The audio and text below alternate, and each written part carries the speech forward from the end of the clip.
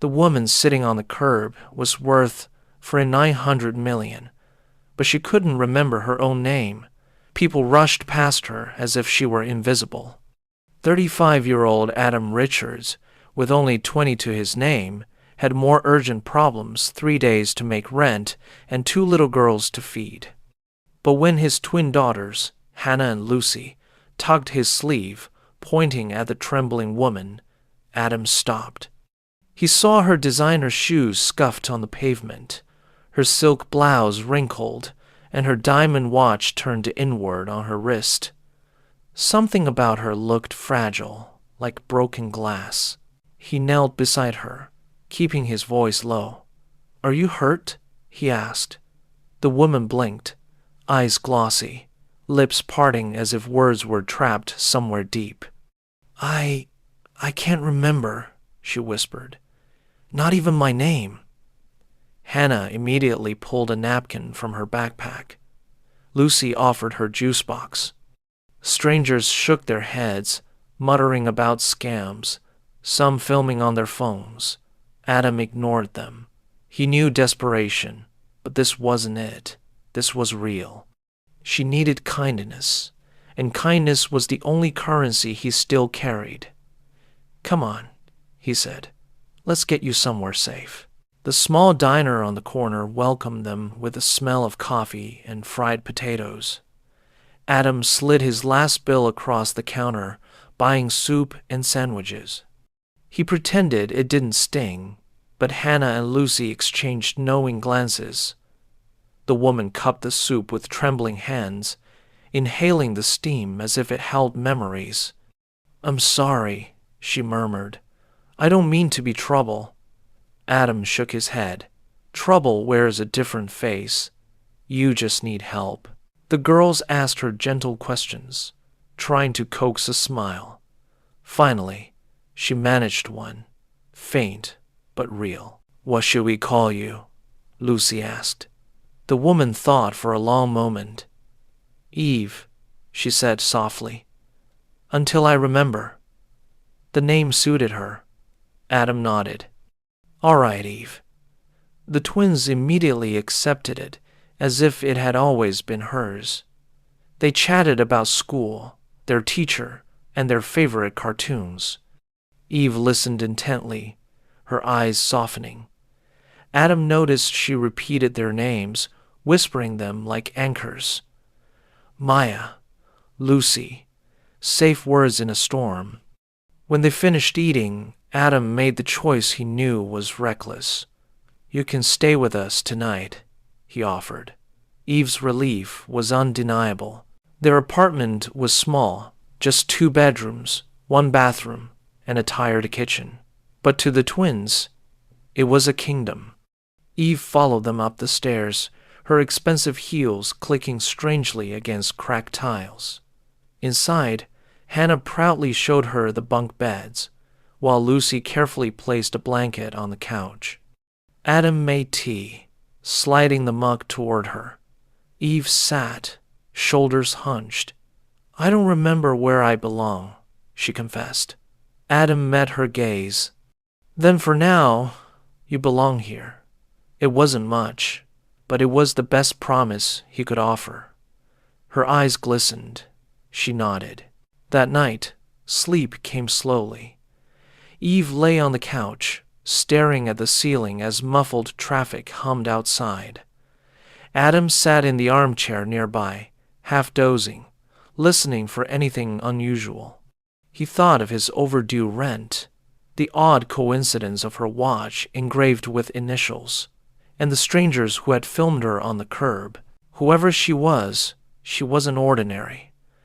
But then Hannah mumbled in her sleep, and Lucy rolled over, her stuffed rabbit tumbling to the floor. Eve quietly picked it up, placed it back in Lucy's arms, and sat for a long time, watching the girls breathe. In the morning, the twins insisted on making toast for Eve. She laughed at their determination, eating the slightly burnt slices with gratitude. "It's perfect," she said, and they beamed. After breakfast, Adam left for delivery work. telling Eve she could stay as long as she needed. She wandered the apartment, touching things with gentle wonder. The family photos taped to the fridge, the books stacked on a crooked shelf. When the girls came home from school, they crowded around her with drawings. "You can keep this one," Hannah said, proudly. Eve folded the paper carefully, as if it were treasure. Later, Adam checked the news while the girls did homework. A headline stopped him cold. "Billionaire heiress Evelyn Carlyle missing after gala." The photo showed a confident young woman in a black dress, chin lifted, eyes sharp. The same eyes now watching Lucy sound out spelling words at the kitchen table. Adam turned the phone toward Eve. She went pale, gripping the table. "That's me," she whispered, horrified. "But I don't know her. I don't know that life." Adam felt the weight of it crash down. This wasn't just a stranger. This was someone the whole world was already searching for. Eve's memories returned in fragments. Flashes of music, gala lights, cold champagne, a man's voice promising safety. Then darkness. "If I go back," she murmured, "do I disappear into someone else's idea of me?" Adam didn't know. He only knew she seemed more real here, helping the twins with homework, laughing at their jokes. He said softly, "We'll take it one step at a time." She nodded, gripping his hand. Outside, headlights passed too slowly. Adam's stomach tightened. Somewhere, someone else wanted her back, and not for the same reasons his daughters had. The story was only beginning. The next day, 2 men in suits approached outside the clinic, where Eve had agreed to see a doctor.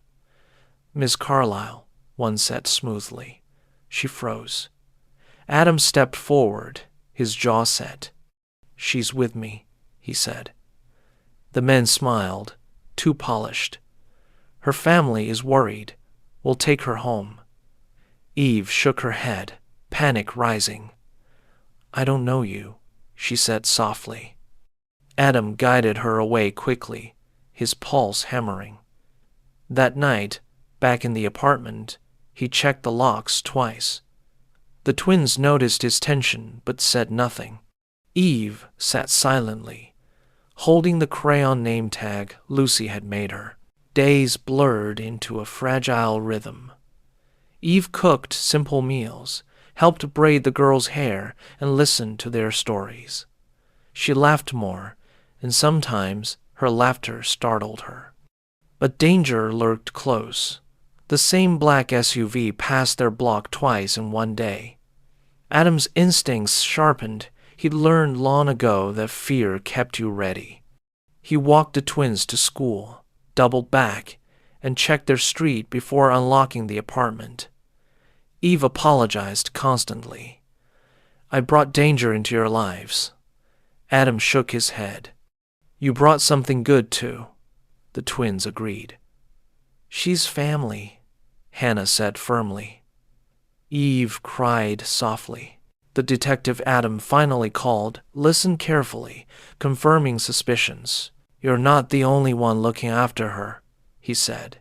"There are interests who don't want her found." Eve shivered. Adam promised the girls everything would be fine, though his voice carried the strain of too many promises made on thin ground.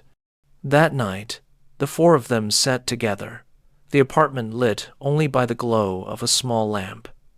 Hannah leaned against Eve's shoulder. Lucy pressed her rabbit into her lap. Eve held them close, whispering, "You saved me." Adam watched, knowing their world was fragile but worth every fight.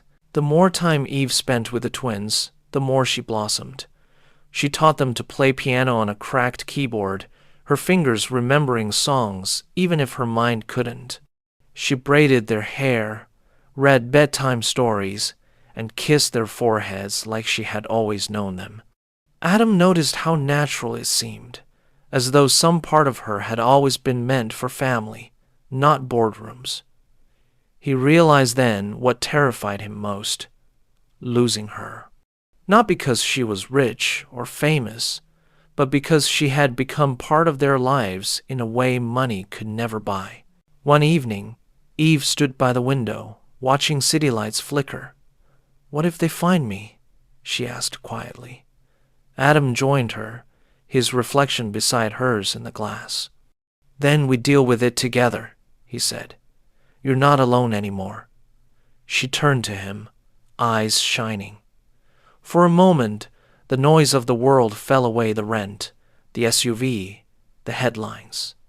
There was only this small apartment, 2 sleeping girls, and the fragile beginning of something that felt like hope. Eve smiled faintly.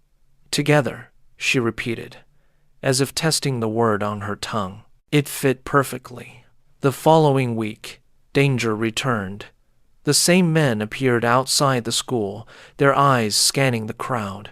Adam reacted instantly, pulling Hannah and Lucy close, guiding Eve down a side street. His heart pounded, but his voice remained calm for the girls' sake. "Shortcut," he said, though sweat dampened his shirt. Back home, he locked the door and leaned against it, chest heaving. Eve touched his arm. "You shouldn't risk this for me." He shook his head. "It's not a risk. It's a choice." The twins hugged Eve tightly. "You're part of us now," Lucy whispered. Eve's tears returned. Despite fear, life wove its own rhythm again. Eve cooked pancakes shaped like stars. Hannah and Lucy giggled through pillow forts, and Adam, for the first time in years, allowed himself to imagine a future not weighed down by survival alone. Still, the headlines grew louder. "Missing heiress, search intensifies." Eve avoided mirrors, as if her reflection belonged to someone else. One night, she whispered to Adam, "I'm afraid I'll remember everything and lose this." He shook his head. "Memory doesn't erase love, and that's what you have here." She clung to the words like a lifeline in a storm. Then came the letter, slipped under the door in an unmarked envelope. It bore only 5 words. "She belongs with us, soon." Eve's face went pale. Adam burned it in the sink, his hands steady, though his pulse roared. "They won't take you," he vowed. The twins, sensing the gravity, hugged Eve tighter than ever that night. "We'll keep you safe," Hannah said bravely. Lucy added, "The 4 of us are a team." Eve's heart cracked open wider. She had been worth millions her whole life, but here, in this tiny apartment, she had finally learned what true worth meant. The detective called the next morning. "We're closing in," he said. "Stay put. Keep her safe." Adam hung up, looking at Eve, at the girls. They had built something fragile but real, a family born out of chance and choice. Whatever came next, memories, danger, or headlines, they would face it together. Eve took his hand, Hannah and Lucy clinging to her sides. For the first time since she sat forgotten on that curb, Eve didn't feel lost. She felt found. The days after the threatening letter were tense. Adam checked the locks twice, sometimes 3 times. Eve jumped at every car door slamming in the street. The twins noticed, but tried to keep things light. Hannah drew a family shield on cardboard and taped it to the door. Lucy whispered prayers into her stuffed rabbit. Adam's heart ached watching them shoulder a fear no child should know. "We're okay," he repeated each night. But the truth pressed in. Someone powerful wanted Eve back, and he was just one man with $20, 2 daughters, and more courage than sense. The detective visited in plain clothes, his voice low. "We're building a case," he explained, "but these people have reach. They'll try again.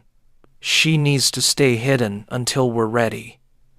Eve sat rigid, her hands folded in her lap.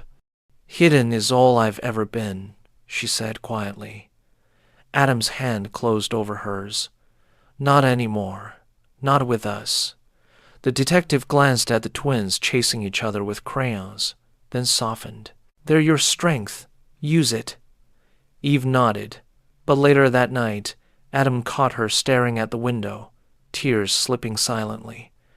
"I don't want to vanish again," she whispered. Adam's delivery slowed. Word spread about men in suits asking questions near his usual stops. Rent loomed like a shadow. Yet whenever he considered sending Eve away for her safety, he saw the way she braided the girl's hair, the way Hannah giggled at her stories, the way Lucy leaned against her shoulder during homework. Eve had become part of their rhythm. Losing her would mean tearing out a page in the middle of their story. "We'll find a way," he told her. Eve touched his cheek, tentative but sure. "I don't want safety without you three in it." The turning point came at school pickup. Adam spotted the black SUV idling again, 2 men scanning the crowd. He didn't hesitate. He scooped Hannah and Lucy into his arms, waved sharply at Eve, and ducked through the side gate. They cut across the park, sprinted through the basketball court, and didn't stop until they reached the subway. Eve clung to the girls, shaking. "They know where we are," she whispered. Adam nodded grimly. That night, he called the detective. "We can't just hide. We need to fight back." The detective agreed, arranging a secret meeting for the next morning. The meeting took place in a coffee shop across town. Eve wore a hoodie and sunglasses, her posture smaller than usual. The detective laid out photos. Calder, Evelyn's uncle, head of the Carlisle Empire, a man who valued control above family. He wants her back under his thumb. With her memory gone, she's vulnerable. With her memory back, she's a threat. Eve stared at the photos, her hand trembling. "I remember his voice," she said, "always telling me I owed him everything." Adam slid his arm around her shoulders. "Not anymore. You don't owe him a thing." As they walked home, Eve began to remember more her childhood estate, her mother's laugh, the trust fund she never wanted. But with the memories came fear. "If I am Evelyn Carlisle," she said, "then they'll never stop until I'm back in that world." Adam stopped, crouched to meet her eyes. "You're Eve here. That's who my daughters love. That's who I—" He paused, swallowing the words. Eve's gaze softened. "And who do you love?" she whispered. "You!" Adam almost said, but Hannah's shout from the corner broke the moment. He smiled tightly. Some words had to wait. Back at the apartment, another envelope waited under the door. This time, inside was a photo of Hannah and Lucy walking home from school. Eve gasped, clutching the picture. Adam's fury boiled. He called the detective again. "They're crossing lines. This isn't about money. It's intimidation." The detective agreed, promising extra surveillance. But Adam knew surveillance wasn't enough. That night, as Eve tucked the twins into bed, Adam sat at the table with clenched fists. He couldn't let his daughters live in fear. "We fight," he murmured. "We protect what's ours." It was no longer just about Eve. It was family. The detective proposed a risky plan. Lure Calder's men into a confrontation with enough evidence to charge them. Eve hesitated. "If it fails?" Adam answered first. "Then we run. But if it works, you're free," Hannah and Lucy overheard. And Hannah whispered, "We'll help." Adam smiled sadly. "You already have. Just by being brave." The plan was set. A meeting staged at a warehouse, cameras hidden, police nearby. Eve would confront them, with Adam at her side. Eve's hands trembled, but her voice steadied. "No more running," she said. "If I'm Evelyn Carlyle, then I'll stand up for myself this time." The night of the meeting was cold and heavy. Eve wore the same white blouse from the day Adam found her, washed and ironed. Adam held her hand tightly. "We go in together," he reminded her. Hannah and Lucy stayed with a trusted neighbor, each clutching a drawing of their family shield. Inside the warehouse, Calder's men waited, smug and sure. "Finally," one said. "Ready to come home, Miss Carlyle?" Eve straightened, her voice ringing. "I am home, and it isn't with you." Cameras flashed, recording everything. Adam stepped forward, calm but firm. "She's not property. She's a person, and she's ours." The man lunged, but the police stormed in, lights blazing, sirens cutting the night, shouts echoed, orders barked. Adam shielded Eve until it was over. Calder's men were cuffed, their threats silenced by evidence. The detective approached, smiling. "You were brave," he said. Eve trembled, but stood tall. "No," she corrected. "We were brave." Adam squeezed her hand, pride swelling in his chest. When they returned home, Hannah and Lucy leaped into Eve's arms, cheering. "Did you win?" Hannah asked. Eve kissed their foreheads. "Yes," she whispered. "We all did." For the first time, the fear loosened its grip. In the weeks that followed, Eve's memories returned more steadily. She was indeed Evelyn Carlyle, heir to a fortune. But she was also Eve, the woman who read bedtime stories and cooked pancakes. Lawyers handled the estate, freezing Calder out of power. Yet Eve chose the apartment, the girls, and Adam. "I've lived with wealth," she said, "but never with love like this." Adam smiled. "We don't need 900 million, just enough to keep the lights on and the girls happy."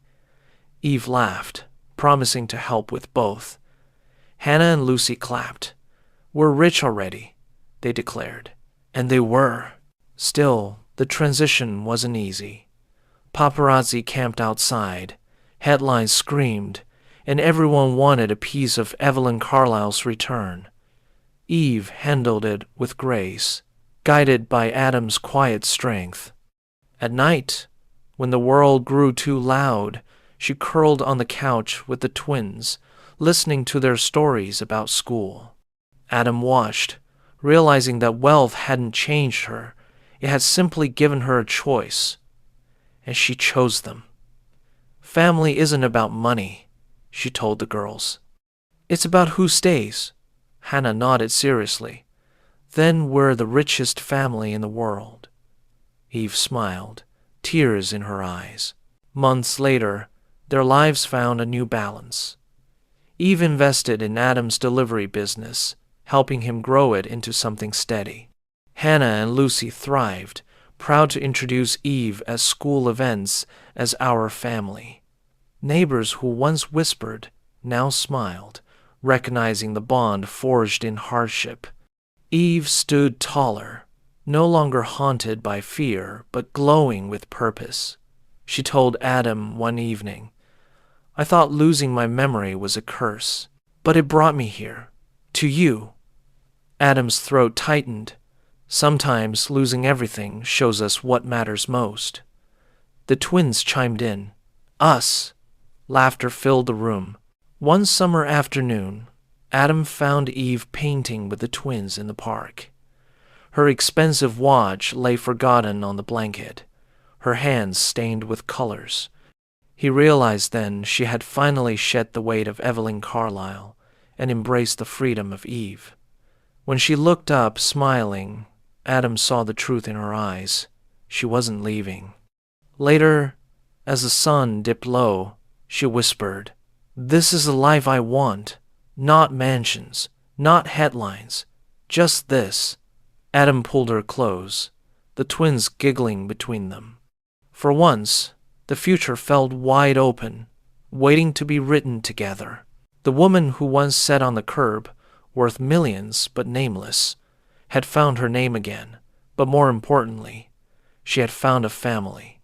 Adam, the broke father with 20 and too much weight on his shoulders, had discovered more than survival. Hannah and Lucy, two little girls who believed in kindness first, had saved them all. Together, they had turned fear into belonging, and strangers into family. Money came and went, but love stayed, and in a small apartment that smelled of soup and crayons, they built something priceless, a home.